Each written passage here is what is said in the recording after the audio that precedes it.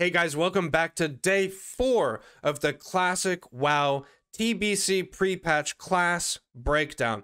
Today we're going to be going over Mage, probably one of the most infamous classes in not only Classic WoW, but all of World of Warcraft. Mage has been strong through so many patches, and I believe that in TBC pre-patch, it is still going to be a powerhouse class. So let's get into the video, boys.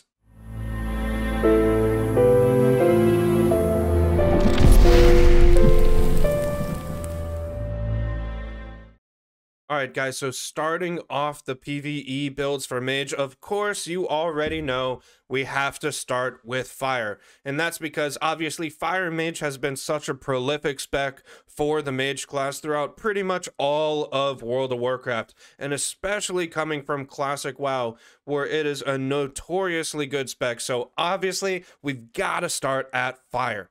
And looking at the first few talent points, you'll notice that it's not really anything different. Improved Fireball is the same. Flamethrowing is the same. We have Ignite, obviously, super broken talent point. We choose Improved Flame Strike. Now, this isn't absolutely necessary as a talent, but it is a decent increase to our AoE damage potential. And as you'll guys see later on, we don't have many options in talent points left over after we get deep into the tree. We don't have enough talent points to get deep into the Arcane tree while going this far into the Fire tree, and we don't have enough points to go deep into the Frost tree for Icy Veins while going this deep into the Fire tree. So we decide to spend a little bit of extracurricular points on a little bit increased AoE with Improved Flame Strike. Then of course we have Improved Scorch. We obviously have to have this. At least one mage has to have this, but in this spec we are speccing into it, and obviously this is just going to increase the fire damage taken to the target, and obviously that's really good when we're looking to roll a really big ignite on the target.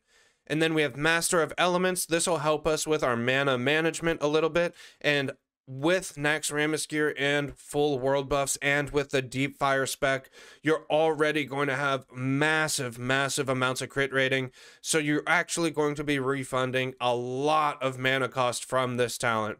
And then Blast Wave for more AoE potential, basically like another Sapper Charge. Critical Mass giving us 6% crit chance on our fire spells. And then we get into our first talent point that starts to change with TBC talents, and that is playing with fire. Increases all spell damage caused by 3% and all spell damage taken by 3%. So you're going to take 3% more spell damage, but you also do 3% more damage. So this is all around quite good for PvE. Then looking down here, we have Firepower, just flat out increases your fire spell damage by 10%. And then we get straight back into some of the newer talents. One of those being Molten Fury. Increases damage of all spells against the target with less than 20% health by 20%. And you might be thinking, wow, this is a crazy talent point. It basically gives Fire Mage a pseudo execute type mechanic. And you're not wrong. This is a really good talent point.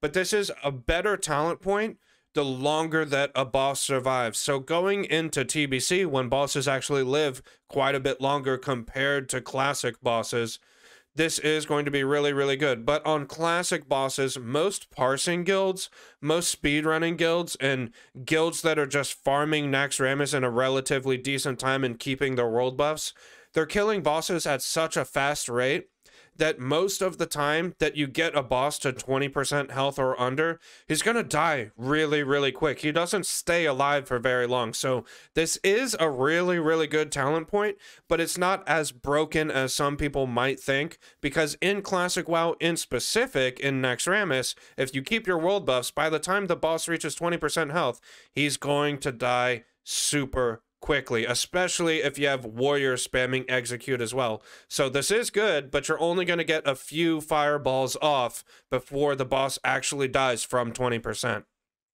And then of course we have Combustion and another new talent, Pyromaniac. Increases chance to critically hit and reduces the mana cost of all fire spells by 3%. So this is just an all-around great talent, no downside at all. Free 3% crit chance, and we get mana reduction. This is just all around great. There's literally nothing that we don't like about this talent point.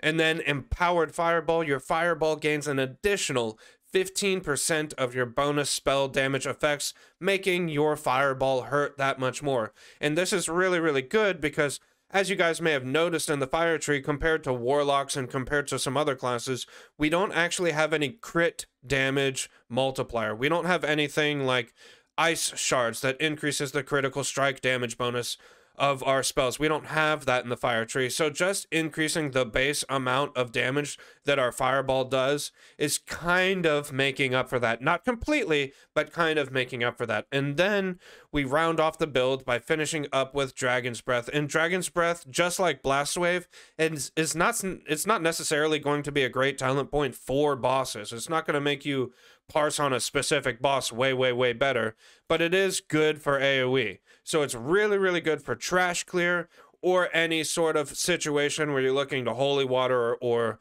get a sapper charge off and just blow up a bunch of ads right away. So with this fire build, not only will we have sapper charges, not only will we have Blast Wave, but we will also have Dragon's Breath. So our AoE potential is pretty good. And on top of that, we have 3/3 improved Flame Strike. And then we end up finishing off this build with, yes, of course, the free 3% hit rating that pretty much every mage build wants to get, because who doesn't want a free 3% hit rating? Let's be honest. Now, the next build we're going to look at is another fire build, but instead of it being deep fire like this build, it's going to be an Arcane Fire build.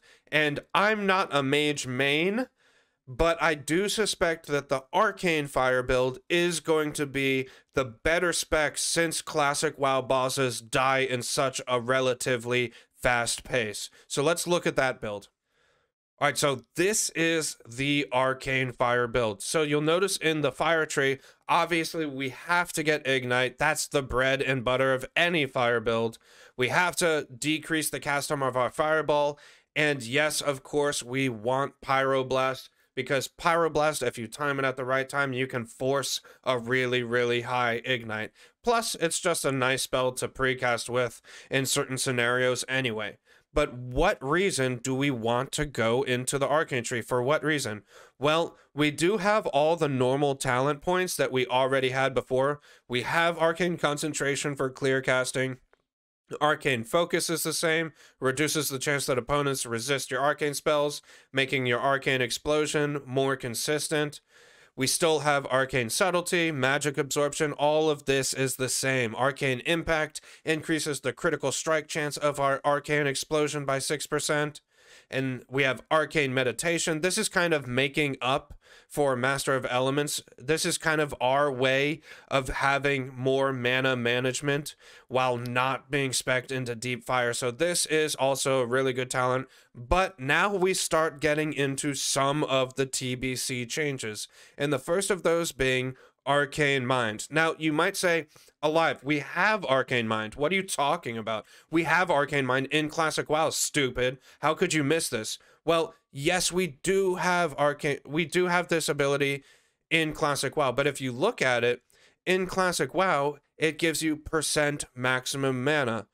And now it is giving you % intellect. So that means that not only is it increasing our mana pool like it did in Classic WoW, but now it is also contributing to our critical strike rating.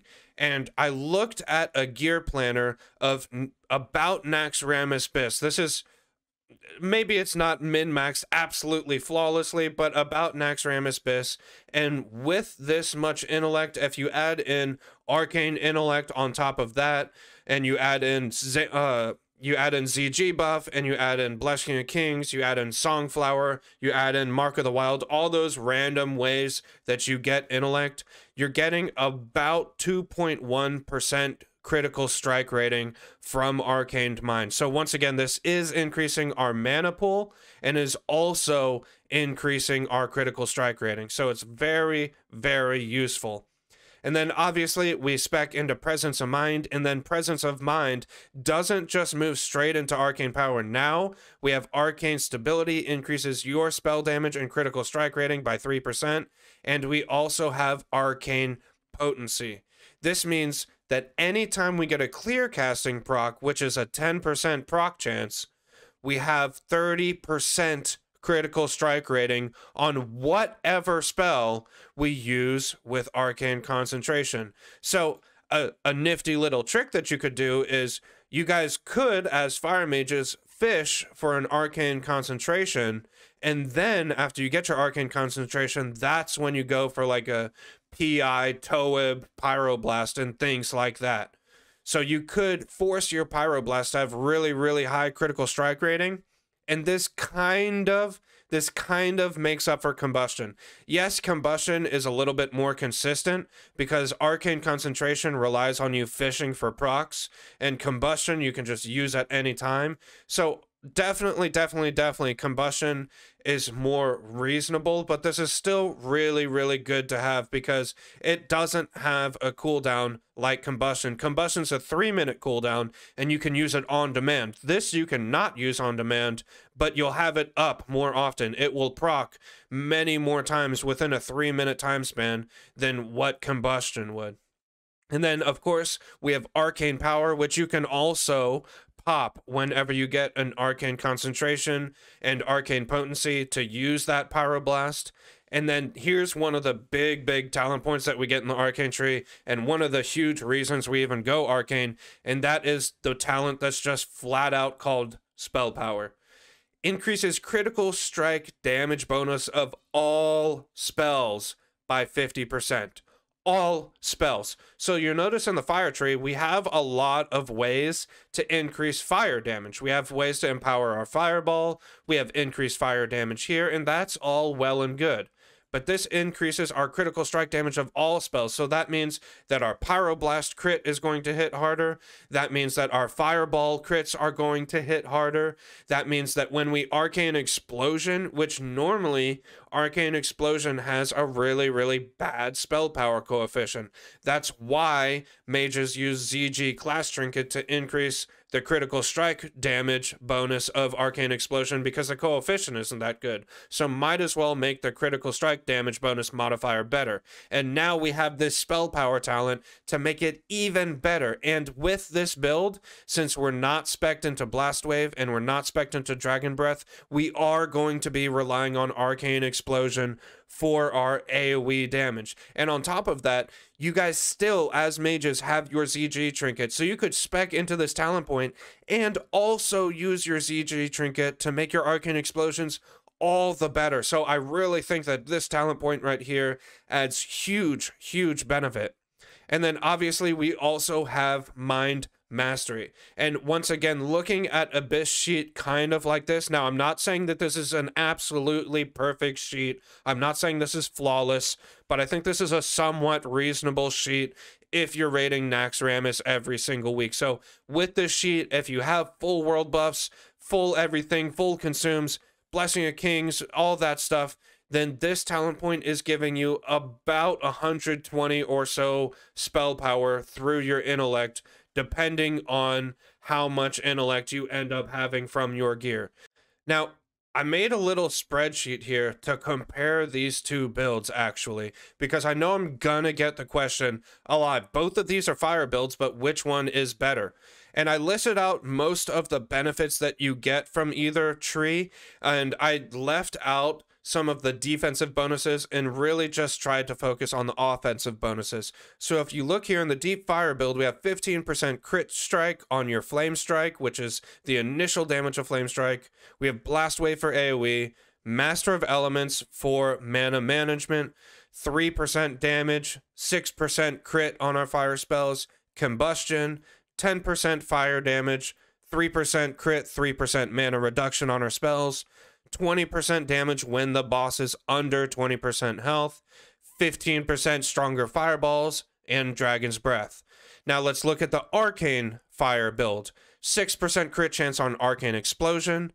We have 10 spell penetration and 40% AoE threat reduction with our Arcane Explosion, which is really, really important because if you compare that to the fire build, we don't have nearly as much threat reduction. The only threat reduction we have is Burning Soul, and that's only 10% threat reduction. So looking over here, we have 40% threat reduction on our AoE. We also have clear casting to help us with our mana management, similar to Master of Elements. But not only do we have clear casting to help with our mana management, we also have arcane meditation for 30% mana regen while casting. And then, of course, we have the 15% intellect, which is about 2% spell critical strike rating, depending on your gear, depending on if you have world buffs and all of that good stuff. And of course, this is also giving us just overall a larger health pool, or I'm sorry, a larger mana pool. So that is inherently kind of better mana management as well in a way. And then looking at cooldowns, the fire build has Dragon's Breath and Blast Wave and Combustion, 2 of those 3 abilities being AoE abilities, but the Arcane Tree, for example, has Presence of Mind and Arcane Power, both of these being both single target and AoE builds. You can use Arcane Power and spam Arcane Explosion, or you can use Arcane Power on a boss. Now, this is why I think the Arcane build is going to actually be better in Classic WoW Naxxramas specifically, and that's because we're killing bosses at such a fast rate that if you have 50% crit damage on your spells, and you're popping Arcane Power, and you're getting basically an extra flask off of the 25% intellect to spell power conversion talent, and you're getting critical strike rating from all this, and your presence of mind. Now, let's say you have all of that, arcane power and all that, and you're also popping mind quickening gem on top of that, you are just going to pump out a huge amount of damage in that window with all those buffs up. And like I said before, some of these bosses die really, really quick. It won't be uncommon to see Gluth kills with 40 seconds-ish kill window, or Noth with 40-second-ish kill windows, and things like that. Because not only are you getting stronger as a class, but everyone else in your raid is also generally going to be stronger as well. So all of these windows you guys are currently seeing in your guilds are going to be slightly faster, making all of these damage increasing cooldowns like Arcane Power, Mind Quickening Gem, and things like that, all the better to parse with. So it doesn't even stop there. We have 3% damage, 3% critical strike rating, 30% crit. This is supposed to say critical strike chance when you have clear casting, and then the 25 into spell power. So if we look at the differences between the 2 trees, as we have labeled here, the Deep Fire, the Arcane Tree, the Deep Fire build has 4% more crit chance than the Arcane Tree. The Deep Fire build has 10% more overall fire damage than the Arcane Tree. The Fire build has 15% more fireball damage than the Arcane Tree. It has a semi-execute when the boss is under 20% health, but like I said before, with such fast kill windows, if your guild is able to keep world buffs, I suspect that you're not actually going to get that many fireballs off in the time window between 20% health and 0% health. And then we have ×2 AoE abilities, with those being Blast Wave and Dragon's Breath, although I don't think that those AoE abilities are really that necessary when we can have super Omega powered Arcane Explosions anyways. The difference between the super powered Arcane Explosions and the Blast Wave and Dragon's Breath, it's not like Blast Wave and Dragon's Breath just comes out way ahead and just doesn't compare to Arcane Explosion at all in any way. I think that the Arcane Explosion with the 50% crit damage talent along with the ZG trinket is really going to hurt. And then we have the Combust CD, and we have an extra 3% hit rating in the Deep Fire build, because in the Deep Fire build, we can get Elemental Precision, but in the Arcane Fire build, we cannot get Elemental Precision. So we are actually missing 3% hit rating in this talent tree. So this is what the Fire tree has that the Arcane tree does not. But the Arcane tree has things that the Fire tree does not, and that is a larger mana pool because of the 15% intellect, about 120-ish, maybe 128 spell power, depending on your world buffs, etc., through that 25% int to spell power conversion talent. 50% increased crit damage, and I wrote down a little note here that kinda makes up for the execute, fire, and fireball damage that you see here. This kind of makes up for that damage-wise.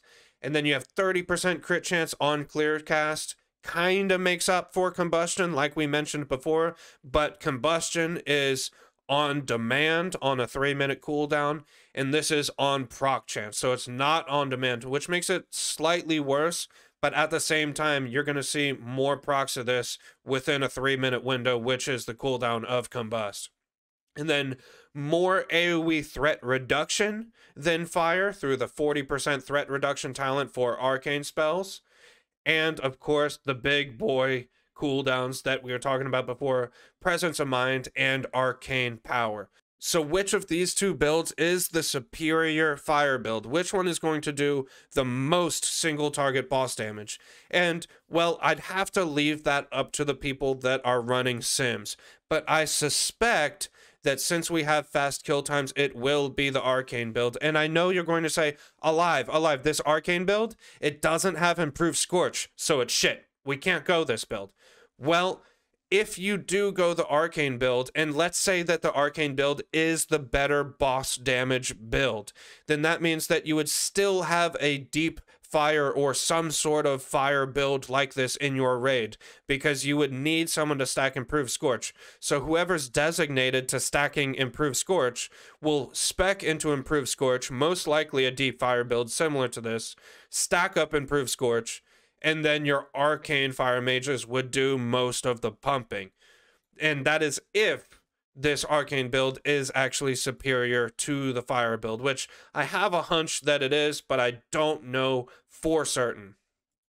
Now, enough about fire, boys. Enough about fire. Let's talk about a Frosty Boy build. Now, I know what you're thinking. This Frost build is basically the exact same thing as the fire build. And you're not wrong. You're not. But let me show you why this is so juicy. So I'm not going to go into the arcane tree that much since we literally just explained it. But let's look at what we do get from the Frost build. And that is improved Frostbolt. Obviously, we want to reduce the cast time of our Frostbolt, Ice Shards, and Icy Veins. First of all, let's talk about Icy Veins. This hastens your spellcasting, increasing spellcasting speed by 20%, and gives you a 100% chance to avoid any interruption caused by damage while casting for 20 seconds. 20% haste for 20 seconds is huge, guys. And you can still use Mind Quickening Gem. But what I think is really cool about this build is, look here. Increases the critical strike damage bonus of your frost spells by 100%, right? We already have this in Classic WoW. This is what makes our crits hurt. But we also have spell power. So now our frost spells are increasing our critical strike damage bonus by 150%, which I think is just sick. Let's say you pop Icy Veins and you get crit after crit after crit. You are going to be doing some serious damage. And obviously we will also have in this build Arcane Power to make our spells do all the more damage, Mind Mastery to get extra spell power, and all of that good stuff as well. And you might say, Alive, well, what about just a deep Frost build? And I don't believe that the deep frost talents are that great for PvE in specific when compared to the arcane tree. But I do think that the frost tree is quite good at PvP, and that is what we're going to look at next. Lastly, before we move on to that PvP build though, it is important to notice that once again, this build doesn't have elemental precision, and that is because we're going into the arcane build. So maybe you could go for something along the lines of this if you really need that hit rating, making your Frostbolt a little bit longer cast time. but I'm not sure exactly which one is going to sim better, and I'll leave that up to the mage discords out there and all the pro mage players. But I suspect that regardless, people are going to want to play the fire build in PvE anyways, and not opt to play this frost build.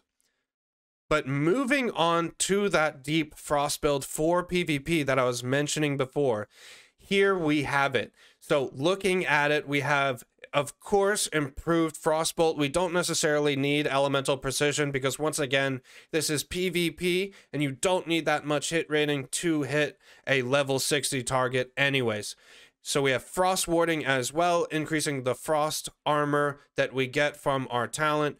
We have critical strike damage bonus, frostbite for a chance to freeze the target, improve frost nova, permafrost to make them all the more slower, icy veins for some offensive potential, piercing ice to increase our offensive potential even further, and then of course we have to pick up the juicy shatter talent point, which obviously shatter is a talent point that all frost mages and almost everyone knows about. Every time you get frozen by a frost mage, they are going to crit your ass. So yes, we are going to spec into shatter, and then we start getting to a little bit of the new talent points.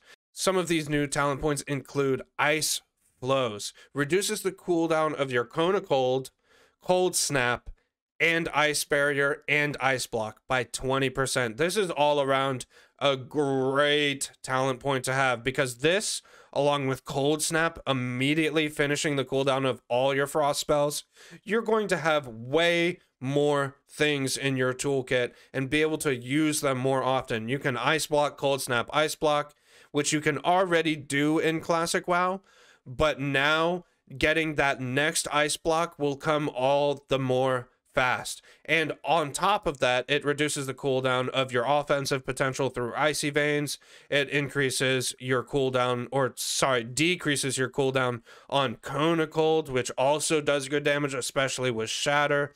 So this is all around, I think, is a really good talent point. And then of course we have ice barrier, Arctic Winds, which is another talent point that is new with these TBC specs, increases all frost damage caused by you by 5% and reduces the chance melee and ranged attacks will hit you by 5%. So you kind of get dodge rating with this talent point as a cloth user, which is a little bit weird but cool at the same time. And not only does it kind of give you dodge rating, but at the same time it's also giving you a damage boost, which is always going to be a welcoming sight. And then we have Empowered Frostbolt, similar to the Fire Tree, using Empowered Fireball. It basically does the same thing, just makes our Frostbolt better. Use Frostbolt, your Frostbolt gains an additional 10% of your bonus spell damage effects and an additional 5% chance to critically strike. So it's a 10% damage bonus and 5% crit chance. All around, this is a really good talent point, and it's a shame that it's this far down into the Frost tree, because that's what kind of makes Frost a little bit not that viable for PvE. Since this really strong talent point, you have to spend so many other talent points in survivability and sort of PvP aspects. But anyways, this is a PvP build, so this is all around going to be good, and it unlocks our final talent point, Summon Water Elemental. Summons a Water Elemental to fight next to the caster. We all know what this talent point does, and yes, it is very good to have and very useful to have as well. Then I wasn't sure exactly where to put the remaining 4 talent points after we finished off the Frost tree. And as you guys can see, we don't really have that great of options, either going for Improved Fireball, which we don't really need. Impact is okay, but not really that great. So we ended up going into Arcane to reduce the chance that opponents can resist your Arcane spells. So like when we're trying to polymorph the target. And also Arcane Subtlety reduces your target's resistance by 5 and reduces threat. Obviously, the threat isn't so relevant, but reducing their resistances in a PvP scenario is also never really a bad thing to do anyway. Okay, so we do have one more PvP build, and that's going to be an Arcane Frost build. And I'm not going to touch on a fire build because I feel like fire is okay, but it doesn't have that much survivability, not compared to the Arcane tree and the Frost tree. And the Arcane and Frost tree have a bunch of damage as is in them, so I feel like going into the fire tree is a little bit overkill, so I'm not going to cover a fire PvP build today. But once again, I could be wrong. Maybe fire PvP is the way to go. But the next talent build we're going to look at is going to be that Arcane Frost tree. So if you notice in this Arcane Frost tree, we have a lot of similar spells that we had before, except if we look here, we are actually quite tanky and hard to kill in this build because we have Frost Warding, giving us extra armor and resistances from our Frost armor, so making us all the more durable, right? But we also have Arcane Fortitude. Increases your armor by an amount equal to 100% of your intellect. So between Arcane Fortitude and Frost Warding, we're actually gaining a lot of passive armor rating, which is always good to have. That way we don't get blown up so quickly by hunters and some other physical damage classes. And then of course we have Magic Attunement for better dampen magic and amplify magic, improved mana shield, and also improved counterspell, just typical PvP points. And then we have some new points. Improved blink.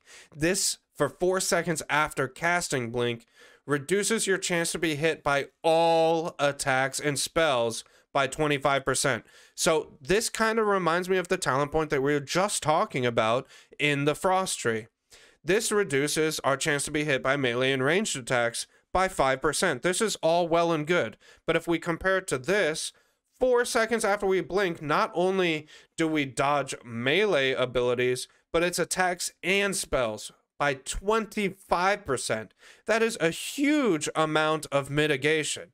So, and we almost always want to be blinking in and out of battles anyway, especially if you get CC'd, you can blink out of the CC and give yourself essentially dodge rating to dodge whatever they try to follow you up with. So I actually really like this talent point quite a lot.